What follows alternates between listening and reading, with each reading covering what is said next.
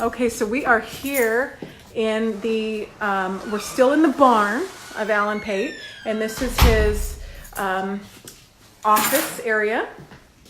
This is just gorgeous. So you get your deliveries over here. FedEx already showed up.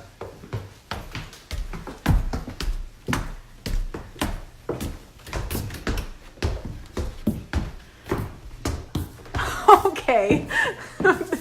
This is amazing. So this is, when I first bought the property, this didn't exist. This was open space. Literally, there was no floor. And I needed a place to live because the other house had a tree growing out of the roof. And so I decided I will live in the barn. And I started off with a very modest, I'll live here. And then it just got bigger and bigger and bigger as the remodeling went along. So this is a little bit of my former life. So for example, we have a drum from the Maranao peoples in the southern Philippines, because at one point I dealt in Southeast Asian art. And then we have a shop sign from Singapore advertising Changhongge peanuts, and the Changhongge company is still in existence, and they still have this sort of, Masculine peanuts. Seller, and it's sort of the calligraphy touts the health benefits of Changhongge peanuts. I love it. And then I have a very early, though remounted, so this is a Japanese Buddhist piece woven from the 1600s, but it's been remounted. The 36 manifestations of Kannon, the goddess of mercy. And then a Burmese Nat figure. So the Nat religion is the indigenous religion of Burma. And so they're sort of quasi-ancestor worship. They do these wood sculptures that are clustered in outdoor pavilions. And so this is a very, I love this. It's what's called a Nat figure.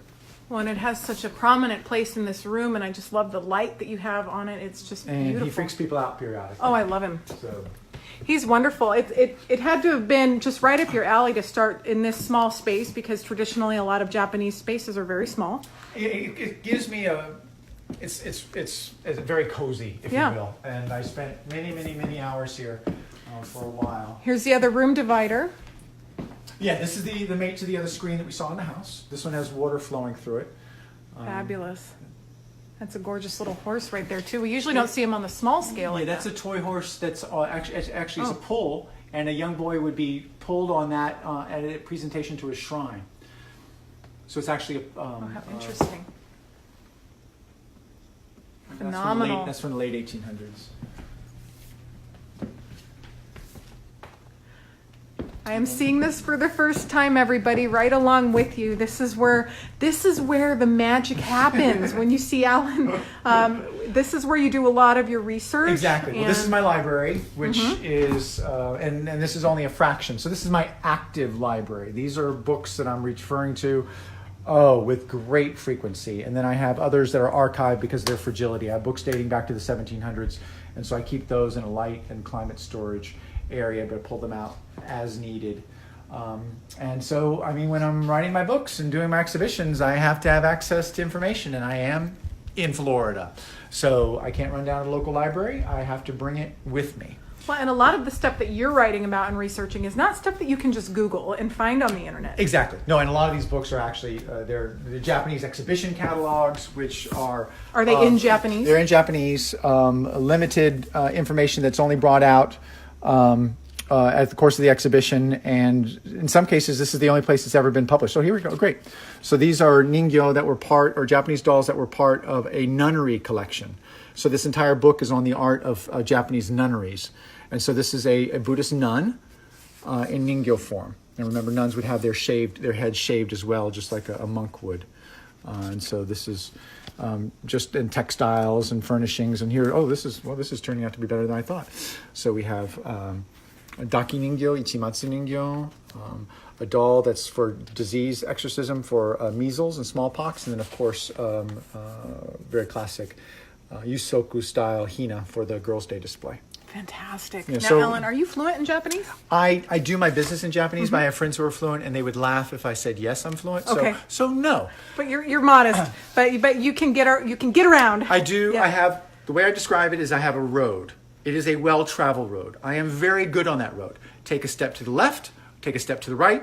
I have absolutely no idea what's going on. Right. So I try and keep it, as my father used to say, keep it in the road, son. So I just try and keep it in the road. And then this is the desk area. Giant slab of wood, single slab for the wood. I like my gorgeous. wood, obviously. Is this raw? Yes. Yeah, this is just Yeah, phenomenal. It's just raw wood. Now, this is the stuff I was looking for in your house. I was like, where's your Yeah, thing? no, I have a lot. Yeah, no, and How if- wonderful if to you have open the up a door- separation. If you open up a door, there's tons of stuff in storage as well. And then this is a wonderful... This is a Japanese chest, again, a kitchen mizuya, what's called a water chest, and it would have been in the kitchen area. So they aerated for food chamber. You see the mesh there. I, of course, have repurposed it, and if you open a drawer, you find socks and such. So... How wonderful. Now, Alan, when did the Asian aesthetic start appealing to you? Oh, within my family lore, it Okay. starts when my father announced at the age of 9 that we were going to Japan for a month.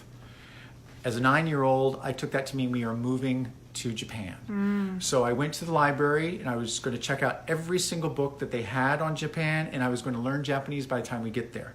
And to this day, I remember sitting in the aisle of the library, opening up a book, and a full-page spread of the Shinkansen, the bullet train, going underneath Mount Fuji. That image is seared in my head, and what is really fun is today I'm in Japan 4 times a year, and what am I doing? I am riding on the bullet train, going right past Mount Fuji. And every time I see that, I think back to this little kid sitting on the library floor, thinking that he's about to move to Japan. Unfortunately, it turned into a 2-week business trip. The family didn't go, but my father did bring me back a cheap souvenir samurai sword, which I still have. Oh, you still have it. I do. love I do. it. Oh, how great. And then this is... This is the bedroom area for the loft. This is so gorgeous. Look at this. Now, is this an antique? Oh, no, that's Okay. Flanagan. Just a leather bowl. I forget from which company. My mother gave this to me because she thought I was getting highfalutin and I was forgetting my raisin. And so she said, to keep it real, she gave me Flanagan, because you can't get highfalutin if you have a stuffed bull in your living room. Well, he has a place of high prominence here in your area. So this is just gorgeous. Oh my gosh, I'm going to take the liberty. Can we go out here? Yeah, no, because we have this. Or is it unlocked? This is my sort of high schoolish, childish sort Look of thing. at I wanted a this. catwalk, Whoa! so we can walk all the way around. Oh, this is how I can model my dresses. There you go. I have my own runway. A little dark for a runway, but it gives you a sort of a bird's eye view of the stalls. And then it also leads to the outdoor private deck in the back, where I can just be and look at the moss and the oaks. How good are you at just being? I am not good at just being at all. I sit and then immediately a project pops into my head and I'm off and running again.